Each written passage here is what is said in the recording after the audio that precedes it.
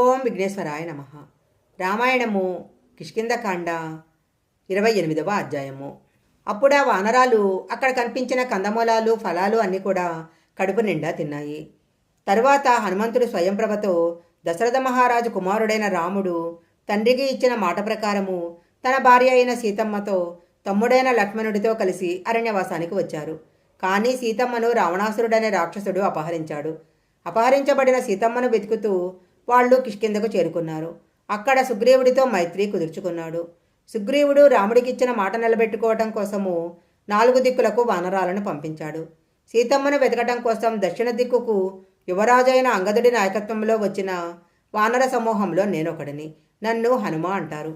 సీతమ్మ జాడ కనిపెట్టడం కోసం వెతుకుతున్న మాకు ఎక్కడా ఆహారం నీరు దొరకలేదు. అలాంటి సమయంలో తడిరెక్కలతో పక్షులు ఈ గుహ నుంచి బయటికి రావడం చూశాము. ఇక్కడ నీళ్లు దొరుకుతాయనే ఆశతో మేము ఈ గుహలోకి ప్రవేశించాము. సీతమ్మ జాడ మాకు చెప్పగలవా అని అడిగాడు. అప్పుడు స్వయంప్రభ, ఈ గుహలోకి మృగాలు తప్ప మిగిలినవి ఏవన్నా ప్రవేశిస్తే ప్రాణాలతో బయటికి వెళ్ళటం కుదరదు. కానీ మిమ్మల్ని చూస్తే జాలేస్తుంది. అందుకని మీ అందరినీ నా తపశ్శక్తి చేత బయటికి పంపిస్తాను. మీరు కళ్ళు మూసుకొని కళ్ళ మీద చేతులు పెట్టుకోండి అంది. అప్పుడు ఆ వానరాలు మృదువైన కనురెప్పలను మూసి తమ మృదువైన చేతులతో కన్నులు మూసుకున్నారు.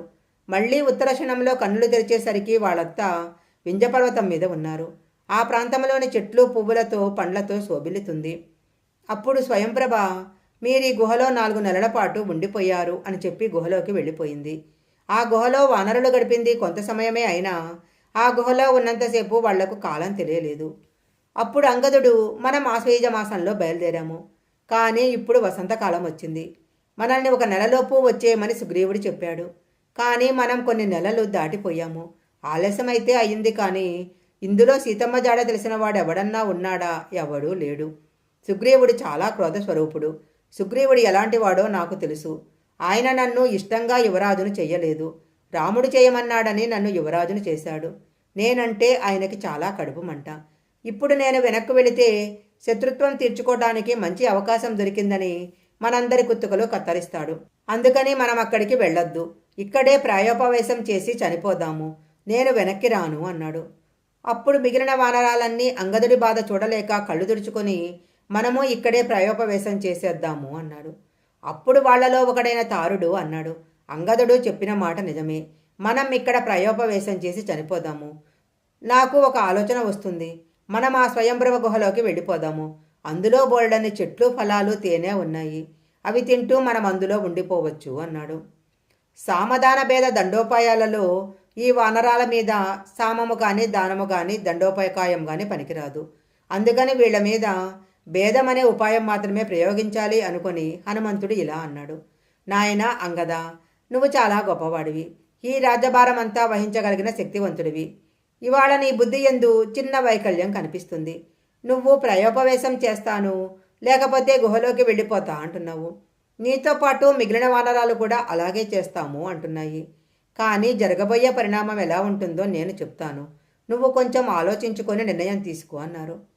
ఒకవేళ మీరందరూ గుహలోకి వెళ్ళిపోయినా మీతో నేను రాను. జాంబవంతుడు రాడు, నీలుడు రాడు, సుహృతుడు రాడు. 1000 పిడుగుల శక్తితో సమానమైన బాణాలు లక్ష్మణుడి దగ్గర చాలా ఉన్నాయి. ఒకవేళ మీరు గుహలోకి వెళ్ళినా లక్ష్మణుడి బాణాలు ఈ గుహను ముక్కలు చేస్తాయి. అప్పుడు మీరు ఎలా బ్రతుకుతారు?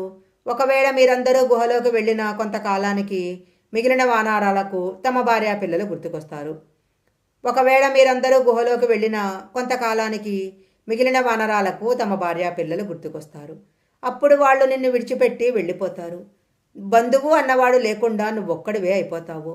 ఆనాడు ఒక చిన్న గడ్డిపరక కదిలినా నువ్వు భయపడతావు. నువ్వన్నట్లు సుగ్రీవుడు అసత్యవాది కాదు. ఆయన కూడా సమ్మతించాడు కాబట్టే నీకు యువరాజ పట్టాభిషేకం చేశారు. నువ్వు తిరిగొచ్చి పరిపాలన చెయ్యి. అన్నిటికీ మించి సుగ్రీవుడికి సంతానం లేదు. నువ్వే ఈ రాజ్యానికి వారసుడివి, నా మాట నమ్ము. సుగ్రీవుడు నీకెప్పుడూ అపాయం కల్పించడు. తిరిగి వెళ్ళి జరిగిన విషయం సుగ్రీవుడికి చెప్దాము అన్నారు. అప్పుడు అంగదుడు, ఆనాడు మా నాన్న దుందుబిని చంపటానికి ఒక బిలంలో ప్రవేశించాడు. కానీ సుగ్రీవుడు రాజ్యం మీద ఉన్న కాంక్ష చేత మా నాన్న తిరిగి రాకుండా ఉండటం కోసం బిలద్వారానికి ఒక శిలను అడ్డుపెట్టాడు. మా నాన్న బ్రతికున్నాడని తెలిసి కూడా మా అమ్మని తన భార్యగా అనుభవించాడు. నా యందు కుమారుడన్న ప్రేమ సుగ్రీవుడికి ఎప్పుడూ లేదు. నేను తిరిగొస్తే సాకు దొరికిందని నన్ను చంపుతాడు. సుగ్రీవుడి చేతిలో మరణించటం కన్నా ప్రయోపవేశం చేసి మరణించటం నాకిష్టము. మీరు వెళ్ళి నేను నా పినతండ్రికి, నా తల్లికి, పినతల్లికి, పెద్దలకు నమస్కారం చేశానని చెప్పండి అని ప్రాయోపవేశం చేయటం కోసమని దర్భల మీద పడుకున్నాడు. అప్పుడు ఆ మిగతా వానరాలు కూడా అంగదుడిలాగానే దర్భల మీద పడుకున్నారు.